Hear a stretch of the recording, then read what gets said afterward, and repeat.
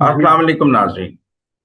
मुज़म्मिल सरवरदी के official YouTube channel के साथ मैं हूं मुज़म्मिल सरवरदी। उम्मीद है आप खैरियत से होंगे। आपका ताउन हमें हासिल है और हमारी हौसला अफजाई हो रही है, जिससे हम आपके बहुत शुक्रगुजार हैं। ईरान इसराइल जंग में ईरान ने मशरिक़ वस्ता और यूरोपियन हुकाम ने कहा है कि ईरान ऐसे फौरी इशारे दे रहा है कि वो लड़ाई के खात्मे और अपनी जौहरी प्रोग्राम पर मुज़ाकरात की बहाली के लिए ख़्वाह है।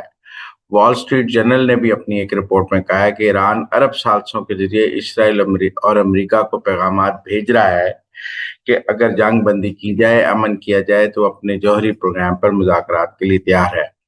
तेहरान ने अरब हुकाम से कहा है कि जब तक अमेरिका इस हमले में शामिल नहीं होता, वो मुज़ाकरात में की मेज पर वापस आने के लिए तैयार है। अब ये देखें, अभी तक ईरान ने ओमान वाले मुज़ाकरात का बाइकॉट किया था और वो इतवार को ईरान वाले मुज़ाकरात में शामिल नहीं हुआ था। लेकिन अब इस चक्कर में कि कहीं अमेरिका इसमें शामिल ना हो जाए और ईरान को अपने हाइपरसोनिक मिसाइल से कुछ इसराइल पर बर्तरी हासिल हुई है और इसराइल को नुकसान हुआ है, और ईरान ये नहीं चाहता कि अमेरिका इस लड़ाई में आकर इसराइल का पल्ला भारी करे, तो ईरान अब ये इशारे दे रहा है कि अगर अमेरिका हमारे साथ मुज़ाकरात शुरू करना चाहता है अरब साजिशों के ज़रिए, तो हम जौहरी प्रोग्राम पर मुज़ाकरात करते हैं, बाकी इसराइल के साथ हम खुद देख लें। ईरान ने इसराइल को भी पैगामात भेजे हैं कि तशद्दुद को रोकना हो तो तशद्दुद को मतलब लड़ाई रोकना दोनों के मफाद में है। इसराइली जंगी तैयारों ने तेहरान के ऊपर आज़ादाना परवाज़ें कर रही हैं, इसीलिए इसलिए रहनुमा ईरान के जौहरी मुकामात को तबाह करने और ईरानी हुकूमत की गिरफ्त को कमजोर से पहले हमला रोकने के लिए तैयार है। मतलब इसराइल का ये स्टांस है कि किसी तरह खामनाई की हुकूमत कमजोर की जाए और खामनाई की गिरफ्त कमजोर की जाए, इसलिए ज्यादा से ज्यादा नुकसान किया जाए। लेकिन एक बात मैं आपको बता दूं, F-35 त्यारे ईरान ने गिराए हैं।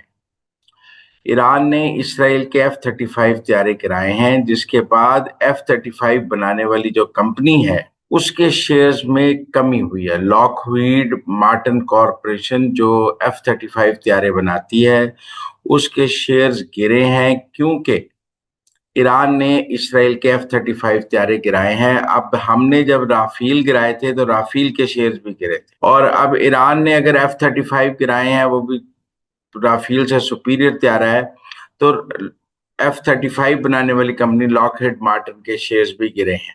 ये होता है जब आपका त्यारा गिर जाए, तो क्योंकि फिर वो त्यारा गिर जाए तो फिर त्यारा बनाने वाली जंगी त्यारा बनाने वाली कंपनी के शेयर्स गिरते हैं। ईरान का चूंकि ये कंफर्म हुआ है कि उसने इसराइल का F-35 गिराया है, जिसके बाद F-35 बनाने वाली कंपनी के शेयर्स गिरे हैं। चीन ने बहुत सख्त बयान जारी किया है इस लड़ाई के ऊपर ईरान के हक में, लेकिन मैंने पहले भी कहा है कि बात बयानात से आगे है। अगर तो चीन कोई असला देता है ईरान को, कोई अपने जंगी त्यारे फौरी तौर पे ईरान के लिए भेजता है, कोई मिसाइल देता है, तो फिर तो बात बनेगी। इस वक्त तो लड़ाई हो रही है, बयानात तो हैं, अपनी जगह मौजूद हैं। आज जो ईरानी सदर ने ईरानी पार्लियामेंट में खिताब किया है, उसमें उन्होंने पाकिस्तान का बहुत शुक्रिया अदा किया है, और ईरानी पार्लियामेंट में शुक्रिया पाकिस्तान के नारे लगे हैं और पाकिस्तान से इजहार तशक्कुर किया गया है। ये उन लोगों के लिए पैगाम है जो आज सारा दिन सोशल मीडिया पे प्रोपेगेंडा करते रहे हैं कि पाकिस्तान ने अमेरिका के साथ ताउन कर रहा है ईरान के खिलाफ। कल तक प्रोपेगेंडा कर रहे थे कि पाकिस्तान ईरान के साथ मिलकर इसराइल के खिलाफ लड़ रहा है। कल का दिन वो प्रोपेगेंडे का था। आज का दिन नया प्रोपेगेंडे का है, क्योंकि आज आसिम मुनीर साहब अमेरिका में मुलाकातें कर रहे हैं। तो आज ये है कि जी पाकिस्तान ने अमेरिका के साथ ताउन करके ईरान के खिलाफ काम कर रहा है। आज सारे यूथी ये ताउन ये कर रहे हैं और रॉ भी ये कर रही है। एक दिन कहते हैं हम ईरान के साथ हैं, एक दिन कहते हैं हम इसराइल के साथ हैं। समझ नहीं आ रही सोशल मीडिया प्रोपेगेंडा की। लेकिन बहरहाल ईरानी पार्लियामेंट में आज पाकिस्तान के हक में नारे लगे, पाकिस्तान का शुक्रिया अदा किया गया और इज़हार तशक्कुर किया गया। ईरान ने ये कहा है कि अरब हुकाम से कहा है कि जब तक अमेरिका इस हमले में शामिल नहीं होता तो वो मुज़ाकरात में, ये बात बड़ी इंपॉर्टेंट है कि आज से ईरान दोबारा मुज़ाकरात में आने की बात कर रहा है, और उसका ख्याल है कि अगर अमेरिका इसमें शामिल नहीं होता, असल काम है अमेरिका को इस लड़ाई से रोकने के लिए। अमेरिका ने जुमे को ईरान पर इसलिए हमले से 4 घंटे पहले तुर्की को मुत्तला किया। अब ये बात सामने आ गई है कि जब इसराइल ने ईरान पर हमले शुरू किए पहले दिन जुमे को, तो अमेरिका ने तुर्की को बताया था कि ये हमले होने लगे हैं, और ताकि तुर्की और इसराइल के ताल्लुकात खराब ना हों। मैंने पहले भी कहा है कि 52 में से 50 मुल्कों के इसराइल के मुसलमान ममालिक के इसराइल के साथ ताल्लुकात हैं, सिर्फ सऊदी अरब और पाकिस्तान के नहीं हैं। और गजा में 50,000 बंदा मर गया है, ईरान पर हमला हो गया है, किसी मुसलमान मुल्क ने इसराइली सफीर को वापस नहीं भेजा। अब ये बात भी सामने आ गई है कि जब जुम्मे को इसराइल ने पहली दफा ईरान पर हमला किया है तो अमेरिका ने तुर्की को बताया कि इसराइल हमला करने लगा है, लेकिन इससे आपके और इसराइल के ताल्लुकात, अमेरिकी नोटिफिकेशन ने तुर्की और इसराइल के दरमियान कशीदगी को रोकने में मदद की, जो शाम में तनाज़ात में शामिल है। इसराइली जेट तैयारों ने ईरान को निशाना बनाने के लिए शाम और इराक की फ़ज़ाई हदूद का इस्तेमाल किया। पिछले साल दिसंबर में इसराइली हुकूमत ने शाम में फ़ज़ाई दिफाई निज़ाम को मुकम्मल तबाह कर दिया था। जुम्मे के रोज़ इराक की वज़ारत ख़ारजा ने अक़वाम मुत्तहिदा में इसराइली तैयारों की जानिब से ईरान पर हमला करने के लिए मुल्क गुज़र करने पर शिकायत दर्ज कराई थी। इराक ने ये शिकायत दर्ज कराई है कि इसराइल ने उसकी मर्जी के बगैर उसकी फ़ज़ाई हदूद इस्तेमाल की हैं। यकीनन इराक के पास ऐसा कोई सिस्टम मौजूद नहीं है कि वो इसराइल को रोक सके, लेकिन इराक में इतने अमरीकी फ़ौजी अड्डे मौजूद हैं कि इराक की ज़रूरत है रोक सके। ये भी एक मेरा मतलब है कि आप समझें इराक पूरा इस वक्त अमेरिका के कब्जे में है, वहाँ से वो फ़ज़ाई हदूद इस्तेमाल ना करें तो और क्या करें। बहरहाल इस वक्त सूरत हाल ये है कि ईरान के हाइपरसोनिक मिसाइल्स के बाद अब ये कहा जा रहा है कि ईरान एक बहुत बड़े हमले की इसराइल पर तैयारी कर रहा है। वो बड़ा हमला क्या होगा ये भी नहीं पता। हाइपरसोनिक मिसाइल से बड़े मिसाइल्स भी ईरान के पास हैं। क्या वो बड़े मिसाइल इसराइल पर मारने जा रहा है? और अगर वो बड़े मिसाइल इसराइल पर मारने जा रहा है तो फिर अमेरिका को इस लड़ाई में घुसना पड़ेगा।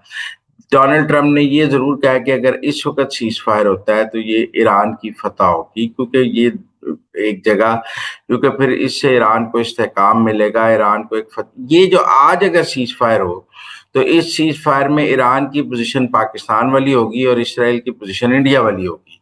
ये सीज फायर ईरान की फतह होगी और इसराइल की शिकस्त होगी, क्योंकि इसराइल आया था जैसे इंडिया आया था पाकिस्तान को मारने और पाकिस्तान ने आगे से दिफा किया, वैसे ही इसराइल आया ईरान को मारने और ईरान ने दिफा कर लिया। तो अब सीज फायर होता है तो ये ईरान की फतह होगी और इसराइल की शिकस्त होगी। बेशक इसराइल ने ज्यादा नुकसान किया हो, लेकिन लोग कहेंगे यही कि इसराइल को शिकस्त हो गई है। लिहाजा टेक्निकल बात यह है कि अगर आज सीज फायर हो, इसलिए मेरा ख्याल है कि ये जरूर है कि इसराइल की जो तबाही हुई है उससे इसराइल काफी पैनिक में है कि आगे ऐसे मिसाइल आए तो इसराइल के पास उनसे हटने का या उनसे रोकने का उसके पास कोई निजाम मौजूद नहीं है। लेकिन सीज फायर इसराइल की और अमेरिका की मौत हो, ईरान की बहुत बड़ी फतह होगी और 1973 के बाद ये पहली लड़ाई है जिसमें इसराइल को मज़ाहमत का सामना है। वरना हमास या गजा और इधर उधर जब भी इसराइल ने बमबारी की है उसे आगे से कोई मज़ाहमत का सामना नहीं करना पड़ा। 1973 के बाद इसराइल को पहली लड़ाई है जिसमें मज़ाहमत का सामना है।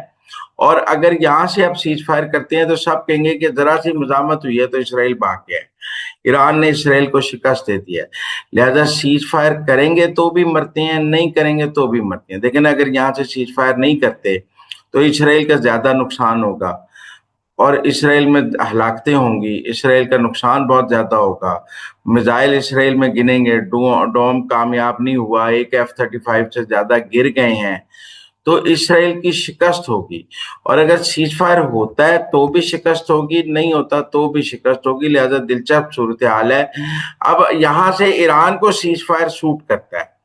पहले जब इसराइल ने हमले किए थे पहले दिन जुमे वाले दिन, और जो नुकसान हुआ था, 20 जर्नैल मर गए, साइंसदान मर गए, उसके बाद ईरान ने मुज़ाकरात भी खत्म किए थे और सीज फायर की भी बात रद्द की थी, क्योंकि ईरान उस वक्त डाउन पोजीशन पे था। आज ईरान की ये पोजीशन बन गई है कि ईरान ने कुछ ना कुछ बदला ले लिया है। तो अब ईरान अरब साल्सों के जरिए और यूरोपीय हुकाम के जरिए जरूर सीज फायर के पैगाम भेज रहा है, क्योंकि आज ईरान को सीज फायर सूट करता है, लेकिन इसराइल को सूट नहीं करता, लेकिन उसको ज्यादा नुकसान का खतरा है।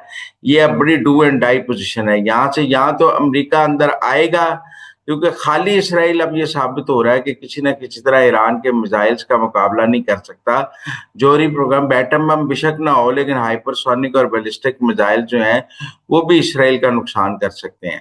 تو لہٰذا یہ اب دیکھنا پڑے گا کہ جواب میں اسرائیل کون سے اب میزائل مارتا ہے. ابھی تک اسرائیل نے کوئی بڑے میزائل نہیں مارے, کوئی ہائپر سونک میزائل نہیں مارے. کیا اب وہ بھی کوئی ہائپر سونک اور بیلسٹک میزائل ایران پر مارے گا؟